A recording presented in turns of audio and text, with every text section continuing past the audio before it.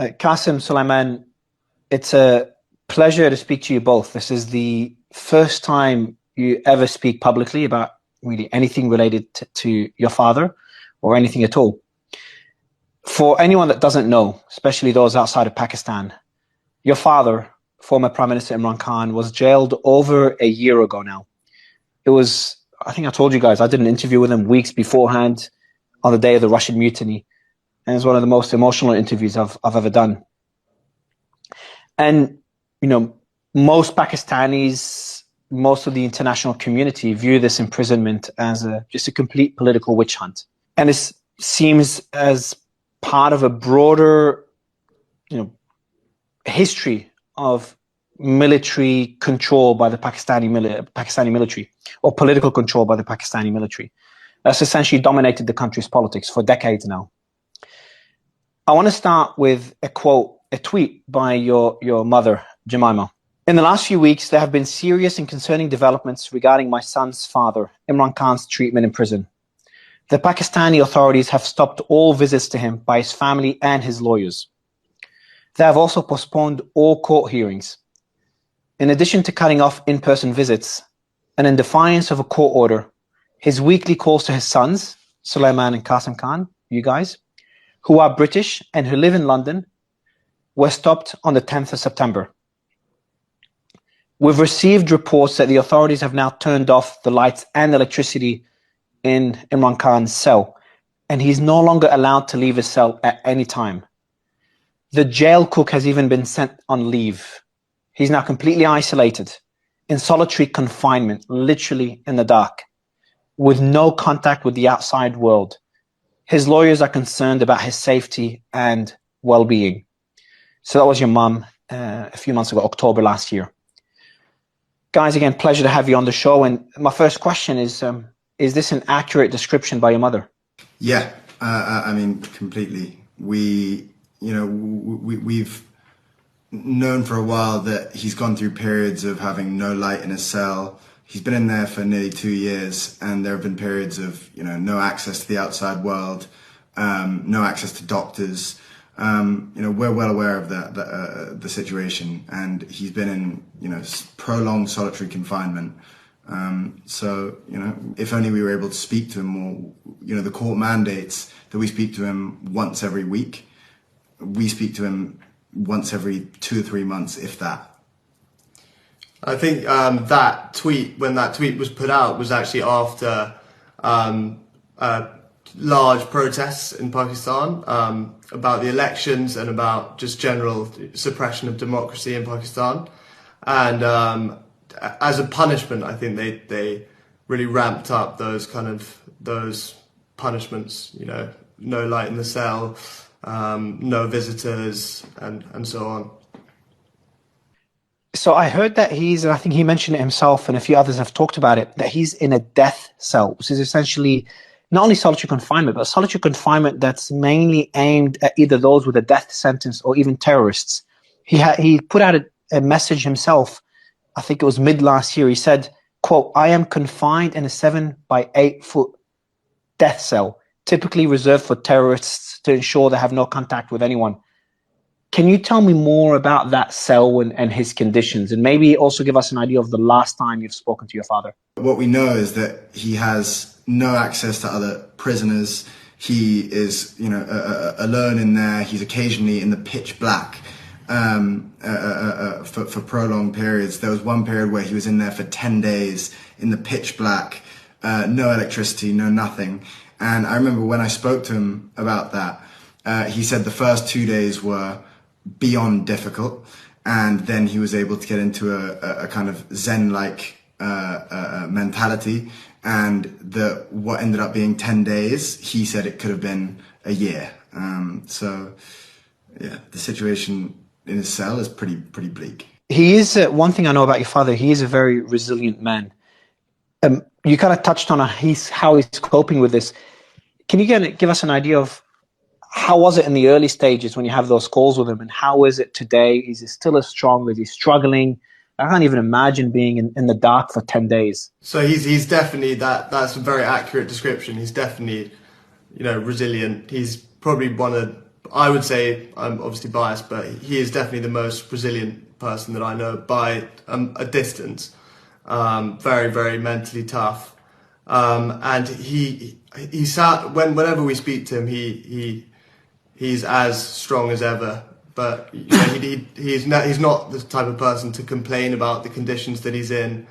Whenever we will always ask how he is, but he'll always sort of brush off those sorts of questions. He's more interested in hearing how we are. I know he's dealt with it in a way that, you know, what I think is the right way of dealing with it is he just reads loads and loads of different parts of historical literature, religious literature, and then he does exercise. And it's his two things that he's always loved in life. So I think in a cell, it suits him in a way to just be able to focus on those two things. And every time we call, you know, we only get to speak to him for about 20 minutes. And around that time, randomly, the line will cut off. So he's so focused on ensuring that he's able to spend the first 10 minutes imparting wisdom of whatever he's learned, you know, whatever religious or life lessons he can impart on us. And then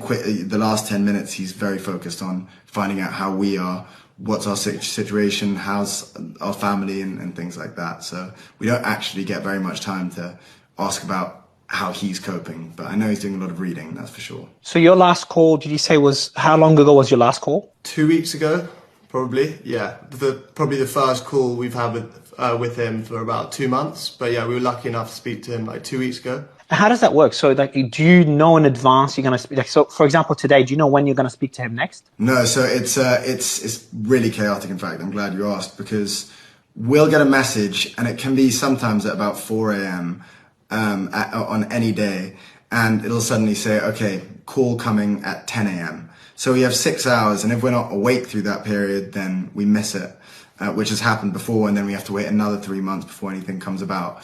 But usually we're able to, you know, we're quite on it with it and are able to rush whatever situation we're in. We cancel, you know, for me, I cancel any meetings, whatever it is, and instantly we jump on. And then often we're left waiting for about an hour, and then eventually the call comes through, and then we have about 20 minutes to speak.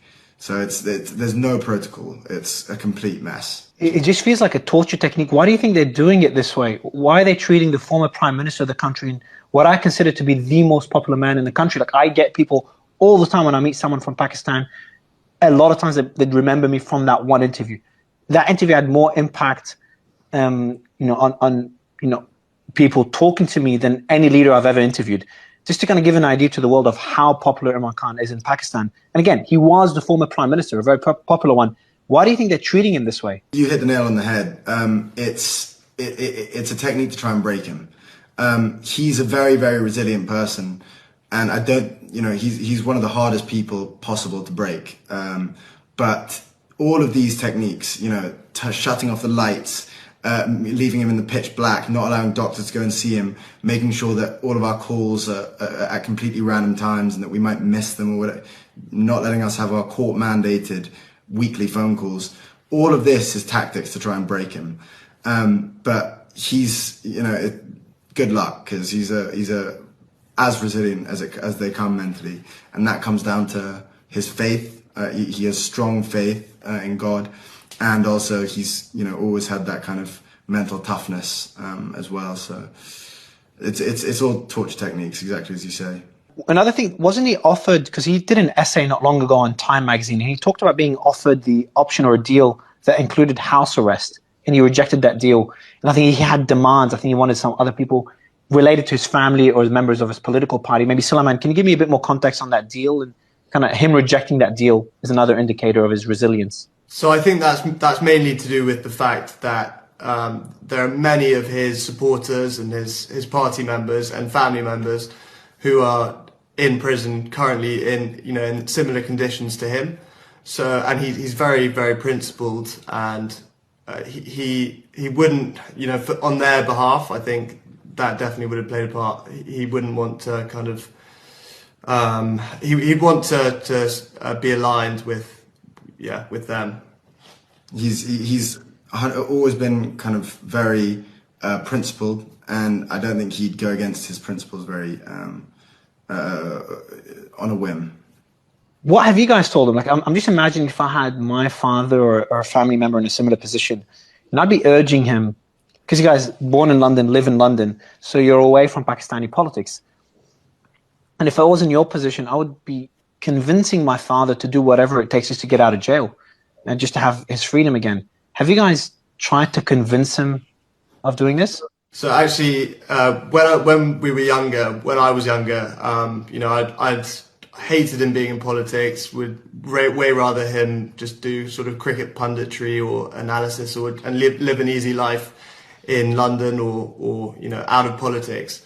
But it is genuinely his passion, and you know, and I don't think he'd feel fulfilled if he wasn't doing what he's doing. I don't think he'd be happy if he was just living a kind of easy life in London, or yeah, because I think if he wanted to be in exile, he could, but he's genuinely. He could easily make a deal. Like he would, if from a political perspective, I'm sure they have certain demands. You know, the easiest one is, and this is me speaking, obviously my own opinion, but him speaking in support of the military, for example, or of the opposing political party. Just one example of many of things he could do to gain back his full freedom. But I think his defiance is the reason he's in jail. And do you still, I know you said in casting the same question to you after Suleiman, but do you still try to convince him to get out of politics, or you've kind of given up on that? No, I mean, I personally would never, I wouldn't even want to say that to him, because imagine you're his son and all he speaks to. So when we spend time with him, you know, a lot of the time we'll be kind of whatever, you know, when we were younger, we were playing cricket with him. Now, you know, watching films, whatever it is, half of the time he's spent lecturing us on rule of law, justice in Pakistan, how, you know, the reasons why he got into politics. You know, we know them so well. And it would be just to go against everything he preaches about, to suddenly just say, okay, I'm going to give up and I'm going to live an easy life. You know, it's just, it's not in his nature. He has a single-minded obsession to try and help the people of Pakistan, and it's in such turmoil right now, Pakistan. He's dedicated to it, and he's not going to give up. And he's always wanted you guys to be out of politics. Is that correct? Yeah. I think, well, if you look at the two established parties in Pakistan, there's a tradition of, it's like dynastic politics. They're dominated by two different families, and so he's always wanted to. He hasn't wanted his party to follow that tradition, and yeah. So I personally don't ever want to be involved in politics in Pakistan, and I don't think he wants us to be either. Yeah. Yeah, I know, Kasim, you're in a similar position. You don't want to be involved you're a very successful entrepreneur as well, so you've got a life outside of politics. And kind of this implies, the answer to my next question is that why do this interview and why now? So more than anything, we've gone through the legal routes. We've gone through, every route that we thought would potentially get him out. We never thought he would be in there a fraction of how long he's been in there. And it's only getting worse. And so, we've somewhat run out of those options, and now we've decided, okay, the only route is to, of taking action is to come and speak publicly. And I think, I appreciate you for allowing us to speak here about it. What we want is international pressure on Pakistan right now, because currently he's living in inhumane conditions. They're not giving him basic human rights. They're not really doing anywhere near enough, and what we want is global pressure. Yeah, I think we've, like Qasim said, we've tried. We've exhausted other options, legal avenues, and it's gone very quiet. It seems in the international media, at least, it seems to have gone very quiet, and it's just. It's basically for the human rights of not only our father but other political prisoners, and restoration of proper democracy in Pakistan as well. Aside from our own obvious selfish reasons. Yeah, look, obviously your selfish reasons. This is your own father, and look, for the international community to understand.